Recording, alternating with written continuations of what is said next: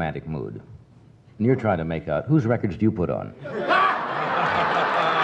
In the neon-soaked, smoke-filled corridors of 1970s entertainment, there was a hierarchy that everyone understood, but no one dared to speak aloud. At the very top, sitting on a throne made of vinyl records, movie contracts, and rumored underworld connections, was Frank Sinatra. To the public, he was Old Blue Eyes, the romantic crooner who could make women swoon with a single note. But to the insiders, the club owners, the journalists, and the fellow stars, he was something far more dangerous. He was the chairman of the board, a title that carried a heavy, almost military weight. When Frank Sinatra walked into a restaurant, the room didn't just get quiet, it froze. Cutlery stopped clinking. Oh, I played Jerry Fail or some of those. Conversations died in mid-sentence. The air left the room. This wasn't just respect, it was fear. By this point in his career, Frank had curated an aura of absolute untouchability. He was known for his volcanic temper, a rage that could ignite over a bad photograph, a lukewarm drink, or a joke that landed the wrong way. And the consequences of crossing him were legendary. We aren't just talking about a bruised ego, we are talking about the Sinatra freeze-out. If you were a journalist who wrote a critical piece, you might find yourself blacklisted from every major club in Las Vegas within the hour. In Gulf Couture, all that kind of classy jazz. High-class I don't stuff, fool huh? around with all that other stuff.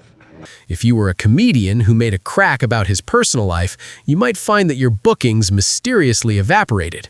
There were darker whispers, too. Stories of photographers getting their cameras smashed by his associates, or hecklers in casinos waking up in the hospital. Frank didn't just have fans, he had an army. He had deep, verified friendships with figures like Sam Giancana and the Chicago Outfit.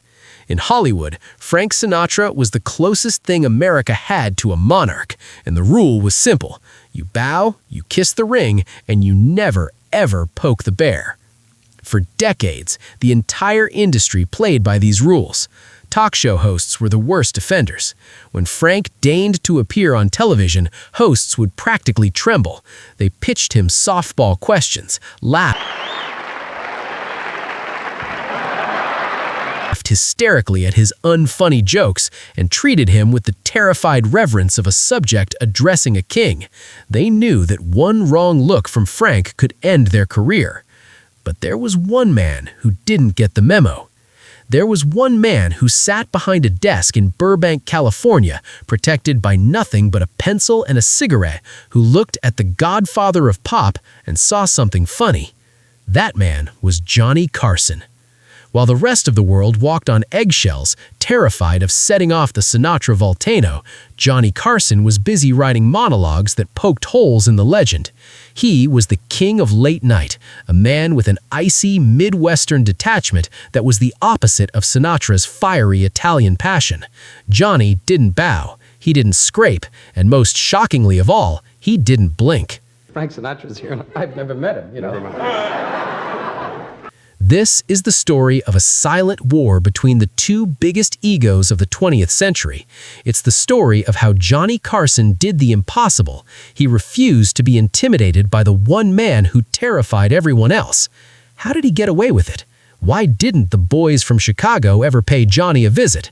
And what really happened when the unstoppable force of Frank Sinatra met the immovable object of Johnny Carson? To understand that, we have to peel back the curtain on a relationship defined by power, tension, and a very specific kind of mutual respect that only exists between two men who know they own the world. To truly appreciate the danger Johnny Carson was courting, we first have to understand the sheer magnitude of the Sinatra doctrine. By the mid-1970s, Frank had evolved far beyond his skinny, bow-tie-wearing days of the 1940s. He had even surpassed his rat-pack coolness of the 60s. He had become something harder, darker, and infinitely more powerful. He was an institution unto himself, operating with the impunity of a dictator in a small country. Frank didn't just have a bad temper, he had a weaponized reputation. He was surrounded by a phalanx of heavy hitters, most notably his best friend and chief enforcer, Jilly Rizzo. Jilly was a massive, one-eyed former club owner who was fiercely loyal and physically imposing. If Frank gave you a dirty look, you didn't just have to worry about Frank, you had to worry about Jilly and a half-dozen other associates who treated Frank's word like law. They were his Praetorian guard, shielding him from anyone, fan, photographer, or executive who dared to annoy him. This wasn't just Hollywood gossip, it was documented reality. There is a now legendary story that perfectly illustrates the Sinatra doctrine in action. It happened at Chasen's, one of the most exclusive restaurants in Beverly Hills. Mario Puzo, the author of The Godfather, was dining there. Now, you would think Puzo, a man who had written the ultimate book on power and respect, would be someone Frank might tolerate. But rumors had swirled for years that the character Johnny Fontaine, the singer in the book who cries to the Godfather for help to save his career, was based on Sinatra. Frank hated it. When he spotted Puzo in the restaurant, the chairman didn't send over a bottle of wine. According to witnesses, the temperature in the room dropped 30 degrees. Frank reportedly exploded. He didn't care that Puzo was a literary giant. He verbally undressed him in front of the Hollywood elite. Reports from that night claim Frank screamed at him, calling him a pimp and a traitor, threatening to beat the hell out of him. Imagine the scene. The man who wrote the Mafia Bible was being terrified by the man who lived it. Puzo was left shaken, realizing that the ink on his pages couldn't protect him from the flesh and blood rage of Frank Sinatra. But his wrath wasn't reserved just for authors. Frank waged a literal war on the press. He referred to journalists as hookers and parasites. In Australia, during a tour that went wrong, he insulted female journalists so viciously that the entire country's trade unions went on strike against him, refusing to refuel his plane.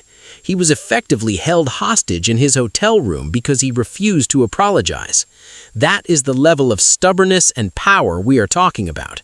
He would rather cause an international diplomatic incident than swallow his pride. This was the no-fly zone Frank had built around himself. If you were in his circle, life was a party of private jets, endless Jack Daniels, and $1,000 tips. But if you stepped 1 inch out of line, you were cast out into the cold, often permanently. The industry was littered with the careers of people who had forgotten to show the proper amount of deference.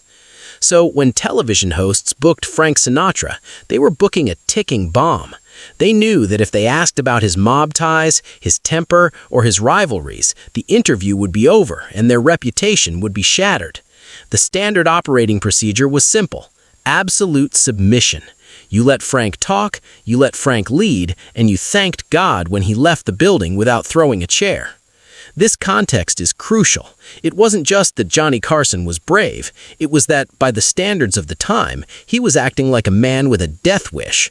He was looking at a man who had humbled entire nations and deciding, I think I'm going to make fun of him. If Frank Sinatra was the human embodiment of fire, burning hot, consuming everything in his path, fueled by passion and volatility, then Johnny Carson was absolute zero. He was the glacier that the fire couldn't melt. To understand their collision, you have to realize that Johnny wasn't just a talk show host in the way we think of them today. He wasn't a bubbly personality desperate to be liked. Behind the curtain, the staff at NBC didn't call him Johnny the Joker. They knew him by a different, more telling nickname, the Ice King. Johnny Carson was a man of profound, almost unnerving emotional detachment. While Sinatra wore his heart on his sleeve, crying during songs, screaming during arguments, loving and hating with operatic intensity, Johnny kept his emotions locked in a vault that no one had the combination to. He was a Nebraska boy, a former Navy ensign who had stood on the decks of the USS Pennsylvania during the war. He was an amateur boxer who had learned early on how to take a hit without blinking. He was a magician who understood that the trick is always about controlling what the audience sees and what they don't. This background gave Johnny a kind of quiet toughness that was completely alien to Hollywood. Sinatra's power came from his entourage. He moved like a feudal lord with his knights. Johnny's power came from his solitude. He stood alone. He didn't have boys. He didn't have bodyguards pushing people out of the way. He walked through the halls of NBC with a cigarette in one hand and a coffee in the other, enveloped in a silence that was more intimidating than any shouting match. This psychological difference is key. Frank Sinatra was a man who needed. He needed adoration. He needed loyalty. He needed reaction. His intimidation tactics worked because he threatened to withdraw his love or his influence. He operated on the fear of exclusion. But you cannot exclude a man who doesn't want to be included. Johnny Carson didn't care about being part of the Rat Pack. He didn't care about the parties at the Sands. He went home, played drums, watched TV, and stayed by himself. He was socially self-sufficient. This made him immune to Sinatra's greatest weapon. Frank couldn't hurt Johnny because Johnny didn't need anything from Frank.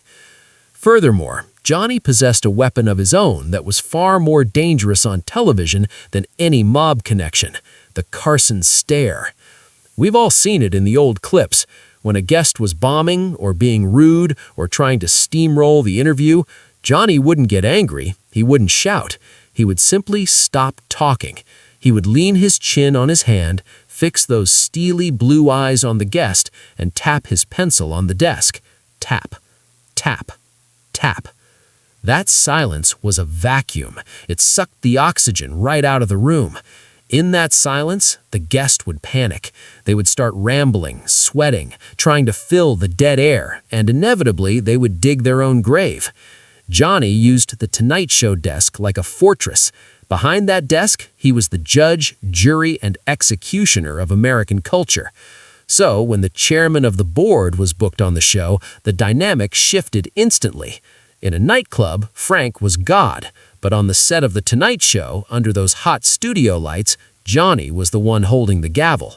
Frank wasn't stepping onto neutral ground. He was stepping into Johnny's jurisdiction.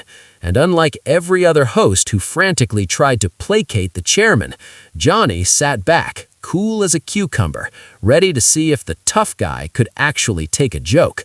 The firebrand was about to meet the Ice King, and for the first time in a long time, the outcome was anything but certain. The tension between these two cultural superpowers finally reached its boiling point on the night of November 12, 1976. This wasn't just a television episode, it was a summit meeting.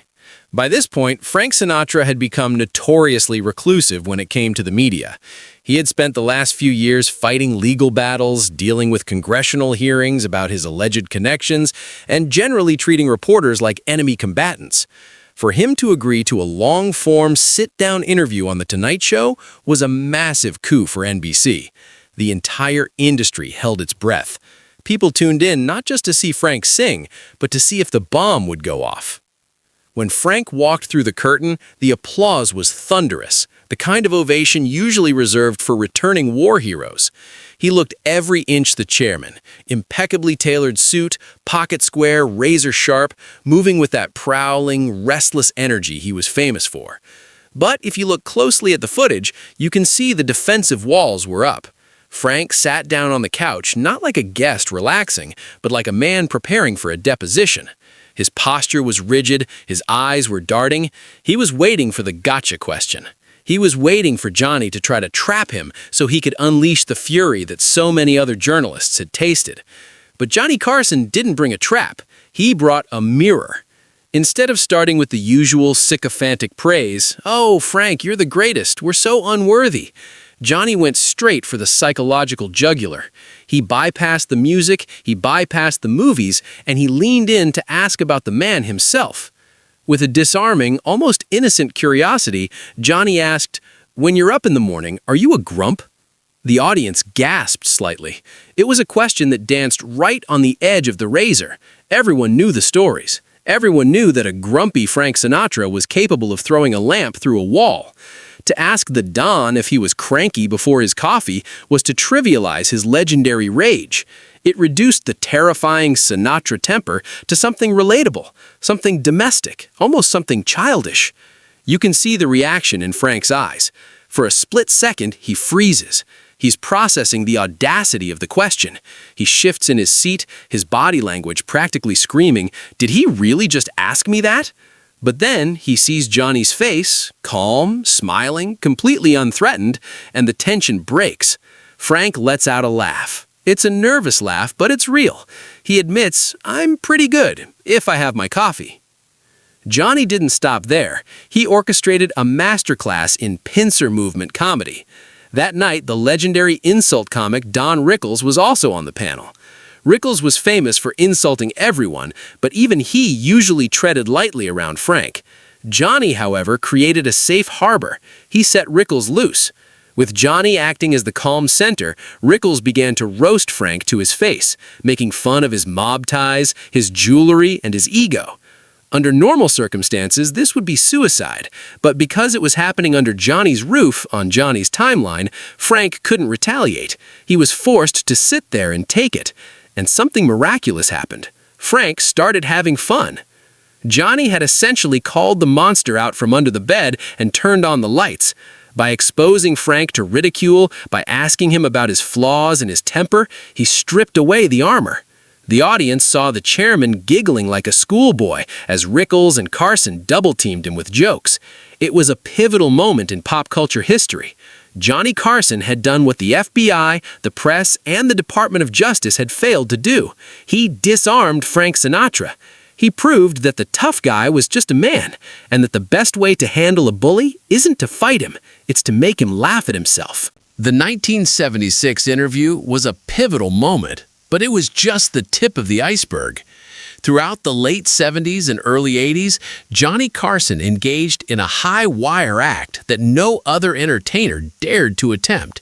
He turned the terrified whispers about Frank Sinatra's mob connections into a nightly monologue routine.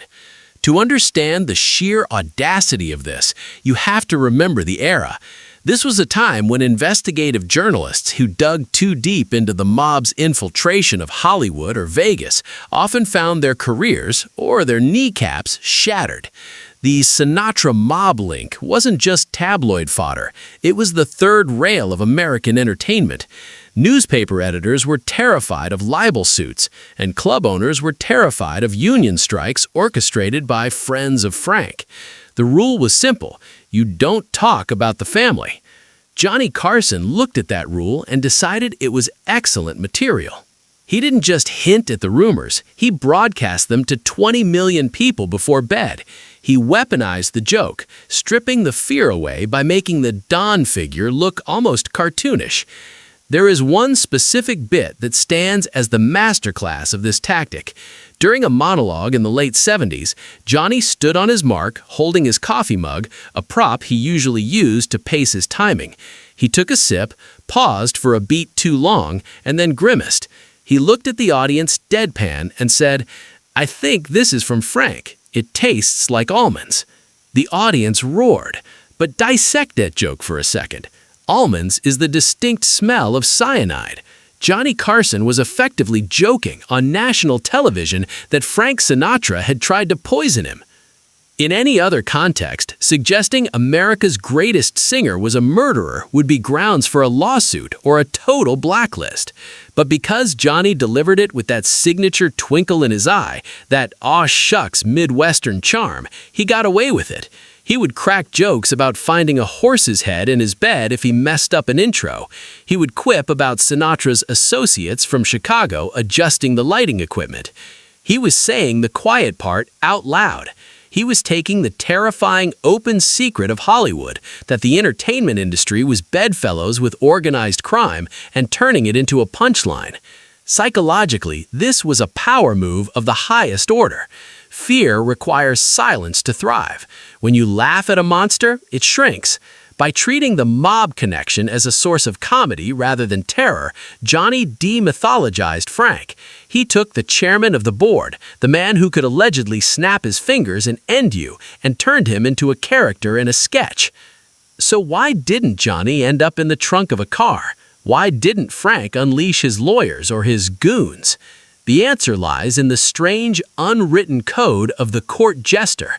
Throughout history, the jester was often the only person allowed to mock the king. The king needed the jester to humanize him, to show the court that he was secure enough to take a ribbing. If Frank had attacked Johnny, he would have looked petty, he would have looked insecure. But more importantly, insiders claim Frank actually loved it. You have to imagine Frank's life at this point. He was surrounded by a phalanx of sycophants, bodyguards, valets, agents, and hangers-on who laughed too hard at his jokes and lit his cigarettes before they even pulled them out. It was an echo chamber of submission. Johnny Carson was perhaps the only man in Frank's life who treated him like an equal. Johnny didn't need Frank's money, and he didn't need Frank's fame. When Johnny cracked a joke about Frank's temper or his mob ties, it was a signal of status. It meant Frank was big enough to take it. It was a form of validation. Johnny knew that Johnny was the only other guy in town who couldn't be bought and couldn't be bullied. In a weird, twisted way, Johnny's refusal to kiss the ring earned him the right to stand beside the throne. However, to paint Johnny Carson as entirely untouchable would be a mistake. There are darker chapters in the files of Hollywood history. Whispers that suggest Johnny's invincibility was tested not by Frank Sinatra, but by the other king of Las Vegas, Wayne Newton. While Sinatra played the role of the benevolent, if volatile, emperor who allowed the jester to make jokes, Wayne Newton was different. He was younger, he was physically imposing, a black belt in karate, and he did not share Frank's sense of humor about being mocked. And make no mistake, Johnny mocked him relentlessly.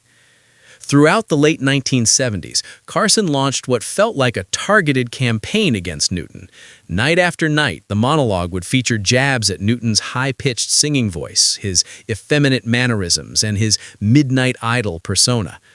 Johnny would crack jokes suggesting Newton was less than masculine, portraying him as a delicate flower.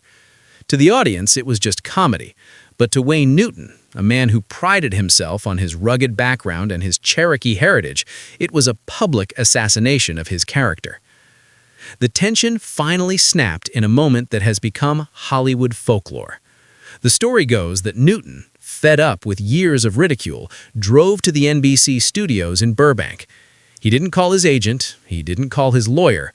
He allegedly walked right past the terrified page boys, marched down the hallway, and kicked open the door to Johnny Carson's office, or dressing room, depending on who tells the tale.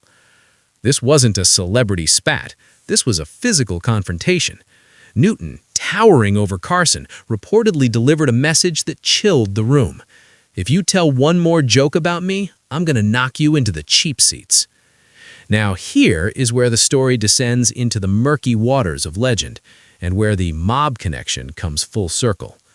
Johnny Carson was a Navy man, but he wasn't a brawler.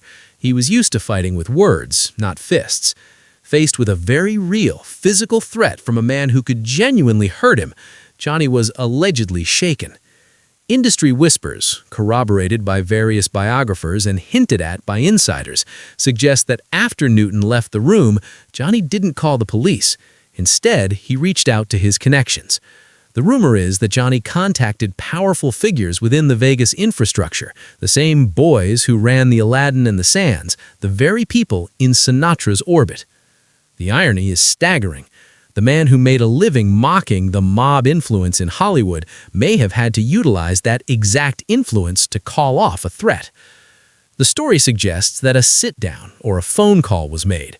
Word was sent to Newton from the powers that be in Vegas that Johnny Carson was a protected asset. He was off limits. Did it happen exactly like that? We'll likely never see the paper trail, but the evidence is in the silence. Following that period, two things happened. First, Wayne Newton later admitted in interviews, including with Larry King, that he confronted Johnny and took care of it, though he never gave the gritty details. Second, and most telling of all, the jokes stopped. Johnny Carson, a man who never backed down from a punchline, suddenly found other targets. He never made another crack about Wayne Newton's masculinity. It was a rare moment where the king of late night blinked. It proved that while he could tame the psychological tiger that was Frank Sinatra, there were still physical forces in Hollywood that could make him retreat. Sinatra respected the game. Newton demanded respect of a different kind.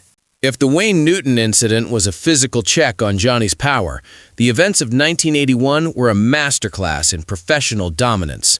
This wasn't a back alley brawl or a monologue joke. This was a battle of egos on the single biggest stage in American life, the presidential inauguration of Ronald Reagan. By 1981, the lines between Hollywood and Washington had dissolved. Ronald Reagan, a former actor, was taking the White House, and he wanted his inauguration to be a spectacle. He tapped Johnny Carson to produce the televised gala.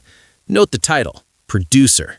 For the first time in their relationship, Johnny Carson wasn't just the host asking questions. He was the boss. He was the man responsible for the timing, the flow, and the execution of the entire broadcast. And Frank Sinatra, he was the talent. The dynamic had flipped, and from the moment rehearsals began, the tension was palpable. Frank Sinatra was accustomed to operating on Sinatra time. In Las Vegas, if Frank wanted to sing for 3 hours, he sang for 3 hours. If he wanted to stop the band and tell stories, he did. No casino owner in their right mind would flash a red light at him. But television is a cruel mistress. It runs on a clock. You have satellite feeds, commercial breaks, and strict run times.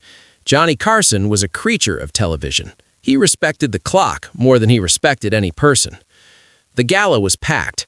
The president-elect was in the box. The entire political and entertainment establishment was watching.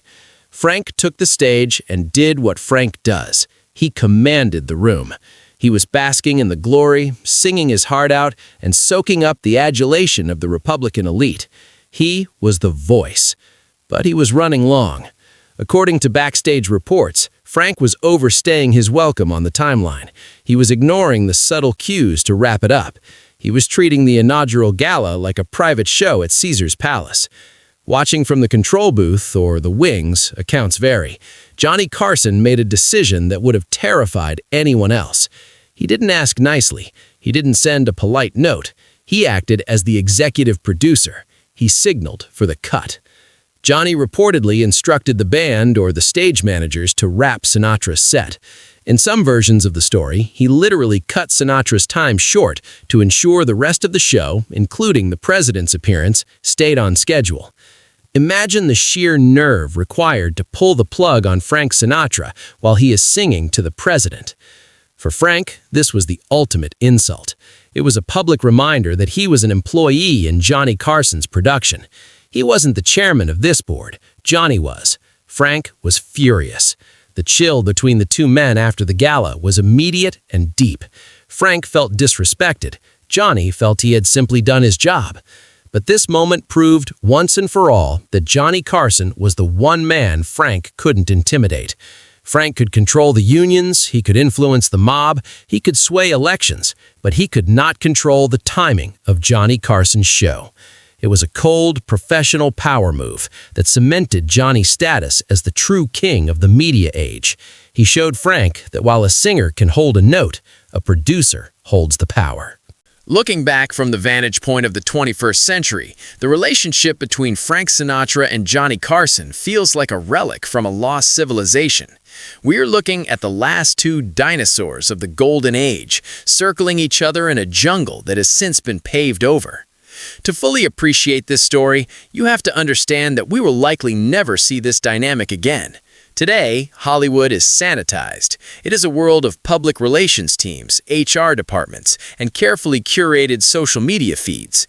If two massive stars have beef today, they don't settle it with veiled threats or cutting monologues. They unfollow each other on Instagram or release vague statements through their publicists. The danger is gone. The stakes are low. But in the 1970s, Frank and Johnny were operating without a safety net. They were the gods of an industry built on handshake deals, smoky back rooms, and genuine, visceral consequences. Frank Sinatra built a fortress of fear around himself because he had to. He came from a world where showing weakness meant getting eaten alive. He projected the image of the tough guy because it was the armor that protected the sensitive artist within. He demanded total submission because he couldn't bear the thought of losing control. Johnny Carson was the anomaly in the Matrix. He saw right through the armor. He understood that the chairman of the board was, at his core, a man who desperately wanted to be treated like a normal human being, even if he didn't know how to ask for it. By refusing to kiss the ring, Johnny Carson didn't just survive, he provided Frank with something no one else could, an equal. The yes man gave Frank what he wanted, flattery and obedience. Johnny gave Frank what he needed, reality. When Johnny joked about the mob, or the temper, or the ego, he was holding up a mirror. He was telling Frank, I see you. You don't scare me. And because you don't scare me, we can be friends. It was a high-stakes psychological gamble. If Johnny had been weak, Frank would have crushed him. If he had been malicious, Frank would have destroyed him. But because he was funny, and because he was fearless, he became the one man in America who could slap the king and get a wink in return. They were a perfect symbiosis of the era, the man who owned the nightclubs and the man who owned the night airwaves, the fire and the ice. So, as we close this chapter on Hollywood history, we are left with a question for the modern age. In a world of safe spaces and media training, is there anyone left who holds this kind of raw power? Is there a host today who would dare to mock a figure as dangerous as Frank Sinatra to his face? Or has the era of the unkissed ring truly ended? I want to hear your take. Was Johnny Carson simply too big to fail? Or did Frank secretly respect the one man who had the guts to stand up to him? And who do you think are the modern equivalents, if they even exist? Let us know your thoughts in the comments below. And if you enjoyed this deep dive into the shadow games of the Golden Age, make sure to hit that like button and subscribe. We've got more stories from the files of Hollywood history coming your way. Thanks for watching.